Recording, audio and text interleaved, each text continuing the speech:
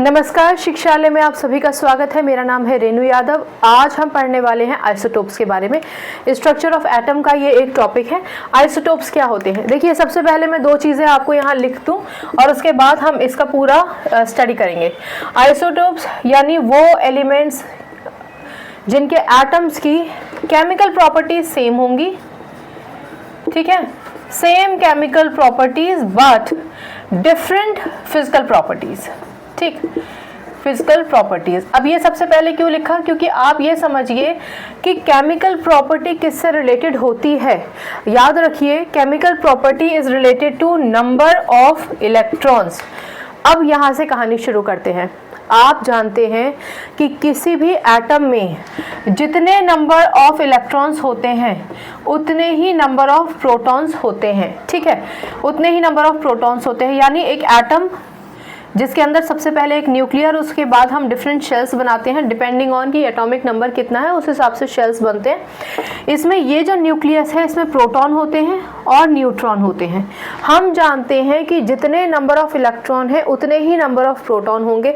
अब मैं यहाँ पर क्लोरीन का केस लेना चाहती हूँ। क्लोरीन सिंबल है Cl और एटॉमिक नंबर है 17। एटॉमिक नंबर है 17, यानी इसके पास टोटल नंबर ऑफ प्रोटॉन 17 है और इसके पास टोटल नंबर ऑफ इलेक्ट्रॉन्स भी 17 ही हैं। फर्क सिर्फ इतना है कि इलेक्ट्रॉन्स आउटर मोस्ट शेल में डिस्ट्रीब्यूटेड होते हैं जबकि प्रोटॉन केवल एक ही तरफ होते हैं, ठीक। चलिए, प्रोटॉन सिर्फ न्यूक्लियस में होते हैं और इलेक्ट्रॉन डिस्ट्रीब्यूटेड होते हैं। अब तो आखिरकार प्रॉब्लम क्या है? आइसोटोप्स वो जिनकी केमिकल प्रॉपर्टी सेम है और फिजिकल प्रॉपर्टी डिफरेंट होती है। तो ये फिजिकल प्रॉपर्टी किसकी वजह से डिफरेंट होती है?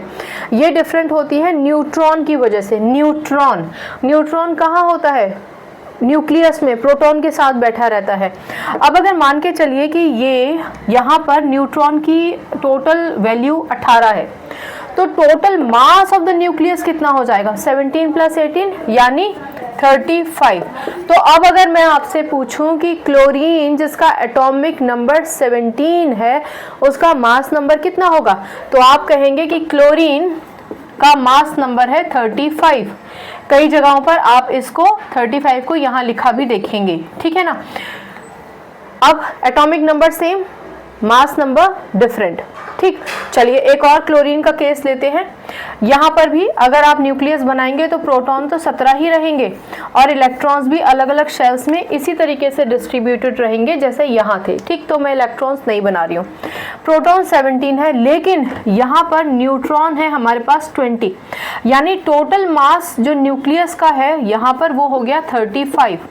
यानी अब अगर आपको ये क्लोरीन ही है, अगर इस क्लोरीन का एटॉमिक मास लिखना हो, सॉरी ये 37 होगा, तो आप लिखेंगे 37। एज आई सेड, आपको बुक्स में यहाँ भी लिखा मिल सकता है 37। तो अल्टीमेटली अब आप देखिए, ये एक ही एलिमेंट है, क्लोरीन ही है ना। उस क्लोरीन का एक एटम ये और एक एटम ये, एटॉमिक नंबर तो दोनों का सेम है, लेकिन फर्क किस में है? फर्क है मास नंबर में। मास नंबर में फर्क का मतलब है कि इस एटम के पास नंबर ऑफ न्यूट्रॉन और इस एटम के पास नंबर ऑफ न्यूट्रॉन डिफरेंट होंगे। समझ में आया? क्लियर? चलिए, तो अब आपने क्या सीखा? आइसोटोप्स यानी atoms of the same element having similar chemical property, क्योंकि chemical property number of electron पर डिपेंड करती है, but different physical property. Physical property किस पर डिपेंड करती है? फिजिकल प्रॉपर्टी डिपेंड करती है मास ऑफ द न्यूक्लियस, यानी न्यूक्लियस का टोटल मास कितना है। न्यूक्लियस में नंबर ऑफ प्रोटॉन तो सदैव उतने ही रहेंगे जितने बाहर शेल्स में टोटल काउंट है एक ओरिजिनल एटम का। ओरिजिनल एटम मतलब जिस एटम ने अभी तक इलेक्ट्रॉन दिए नहीं, लिए नहीं और शेयर नहीं किए हैं, ठीक। तो न्यूट्रॉन की वजह से फिजिकल प्रॉपर्टी डिफरेंट होती है। फिजिकल प्रॉपर्टी का मतलब वही मास कितना है, डेंसिटी कितनी है, मेल्टिंग पॉइंट कितना रहेगा, बॉइलिंग पॉइंट कितना रहेगा, वो सब कुछ डिपेंड करेगा हमारे फिजिकल प्रॉपर्टी पर। यहाँ एक छोटा सा पॉज लीजिए और याद करिए, जब आप स्कूल में जाते हैं ना तो आपके स्कूल, आपके क्लासमेट्स, आपके स्कूलमेट्स सब लोगों के लिए एक ही जैसा नियम, एक ही जैसी यूनिफॉर्म लागू होती है, ठीक है ना। एक ही जैसे रूल्स होंगे, एक ही असेंबली टाइम होगा, जो कैंटीन के रूल्स होंगे वो भी सेम होंगे, और जो नॉर्मल स्कूल के रूल्स होंगे वो भी सेम होंगे। उसी हिसाब से आप अपने आप को ग्रूम करते हैं, अपने आप को सामने प्रेजेंट करते हैं। यानी क्या हुआ, एक ही स्कूल के बच्चे हैं ना, लेकिन आपके स्कूल के सारे बच्चों का same height, same weight, same complexion colour तो नहीं है ना। यानी फिजिकल प्रॉपर्टी डिफरेंट है और केमिकल प्रॉपर्टी डिफरेंट होती है। तो यही एक तरीका है जिससे आप आइसोटोप को भी समझ सकते हैं। केमिकल प्रॉपर्टी सेम और फिजिकल प्रॉपर्टी डिफरेंट। अब केमिकल प्रॉपर्टी की थोड़ी बात कर लेते हैं। हमने कहा कि जितने नंबर ऑफ इलेक्ट्रॉन होते हैं उतने ही नंबर ऑफ प्रोटॉन होते हैं किसी भी एलिमेंट में, किसी भी एटम में। अब ये जो आउटरमोस्ट शेल होता है ना, अगर वो इनकम्प्लीट होता है, जैसे कि इस केस में KLM शेल है, M शेल की मैक्सिमम कैपेसिटी 18 है, मिनिमम 8 होने ही चाहिए थे। लेकिन क्लोरीन के केस में कितने हैं, क्लोरीन के केस में एटॉमिक नंबर 17 है, तो कॉन्फ़िगरेशन 287 हुआ। यानी आउटरमोस्ट शेल में 7 इलेक्ट्रॉन है। तो आपको पता है कि 7 इलेक्ट्रॉन है, यानी एक इलेक्ट्रॉन किसी से लेगा, अपने जैसे क्लोरीन से शेयर भी कर सकता है इस आउटरमोस्ट शेल को एक इलेक्ट्रॉन की चाहत में, या किसी से एक इलेक्ट्रॉन उधार ले सकता है। तो उधार लेगा या किसी से शेयर करेगा, उसके हिसाब से ही डिपेंड करेगा ना कि ये केमिकली कैसे एक्ट कर रहा है। कोई भी एलिमेंट केमिकली कैसे एक्टिव है, बहुत विग्रस है, स्ट्रॉन्ग है यानी, या फिर स्लो है या न्यूट्रल है, ये सब कुछ डिपेंड करता है उसके टोटल नंबर ऑफ इलेक्ट्रॉन्स पर, ठीक है ना। I hope this is clear.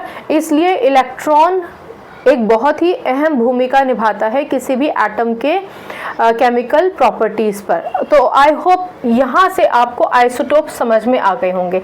तो क्लोरीन का सिंबल भी वही रहेगा, दोनों क्लोरीन का सिंबल Cl ही रहेगा, एटॉमिक नंबर भी सेम रहेगा, एटॉमिक नंबर नीचे लिखते हैं, और इनका मास नंबर भी सेम रहेगा। कुछ किताबों में लिखा गया है कि आइसोटोप्स यानी atoms of the same element having similar chemical property but different physical property, having same atomic number but different mass number.